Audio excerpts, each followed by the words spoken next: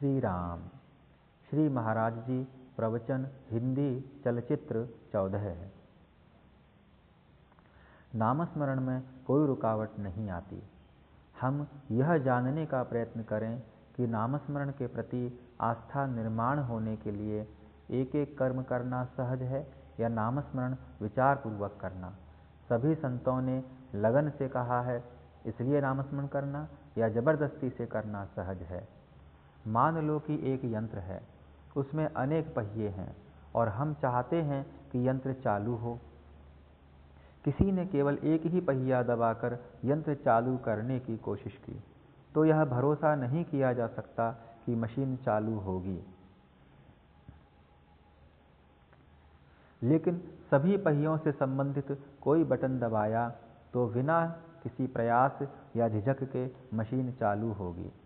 उसी प्रकार नामस्मरण की कल यदि दबाएंगे तो सत्कर्म के सभी चक्र अथवा सभी पहिए बिना हिचक सहजता से शुरू होंगे। अतः यदि हम चाहते हैं कि हर हालत में और सहजता से हमारा नामस्मरण का कार्य प्रारंभ होना चाहिए, तो किसी भी ढंग से क्यों न हो नामस्मरण करना शुरू कर देना चाहिए। यदि नामस्मरण करने का हमारा इरादा दृढ़ होगा तो कोई भी रुकावट नहीं आ सकती।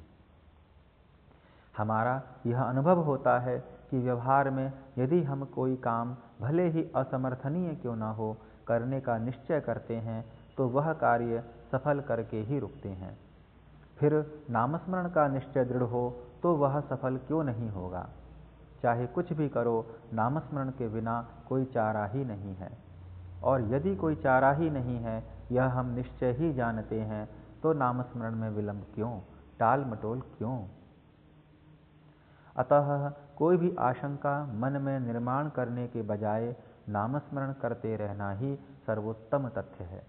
फलतः ऐसा पछतावा हमें नहीं करना पड़ेगा कि हमने अपने जीवन का अनमोल समय बर्बाद कर दिया। यह विश्व अनंत आकर्षणों से भरा हुआ है।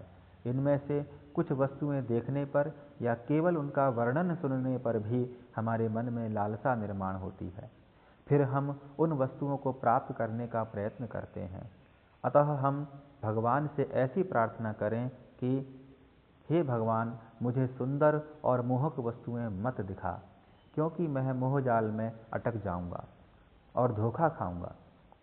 भगवान, मेरी प्रार्थना है कि मुझे ऐसी ही वस्तुएं दिखा जिनमें मेरा सच्चा हित है, जिन्हें मैं सुनूं, जिनका मुझे स्मरण हो, जिनमें मुझे रुचि निर्माण हो, जिनकी मुझे लगन लगे। प्रहलाद, द्रौपदी जैसे भक्तों ने भगवान के पास क्या मांगा? जो उन्होंने मांगा वही हम मांगें। उन्होंने जैसी भगवान के प्रति निष्ठा रखी वैसी हम रखें। उनके मन में जो वैराग्य भावना थी वही अपने मन में निर्माण करने का प्रयत्न हमें करना चाहिए। जब हम प्रयत्न करेंगे तो गलतियां होंगी, लेकिन गलतियों के लिए हमें पछतावा होना चाहिए।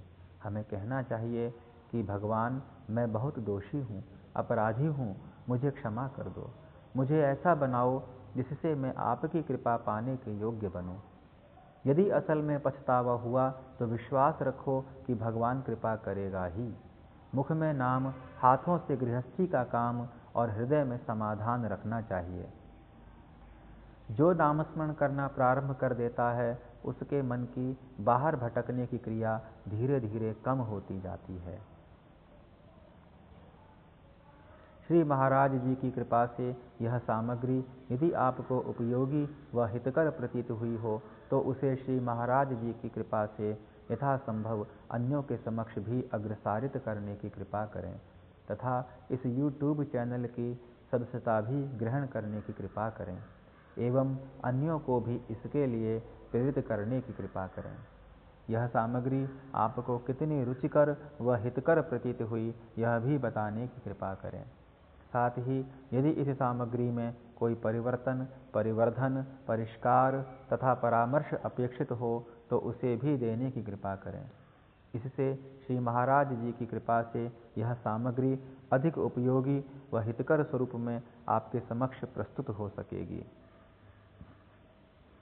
इस चलचित्र को संपूर्ण देखने के लिए आपका हृदय से कोटि कोटि आभार। श्री महाराज जी की कृपा से अग्रिम संभावित चलचित्र यथाशीघ्र। श्री महाराज जी प्रवचन हिंदी चलचित्र 15। बहुत बहुत धन्यवाद। श्री राम।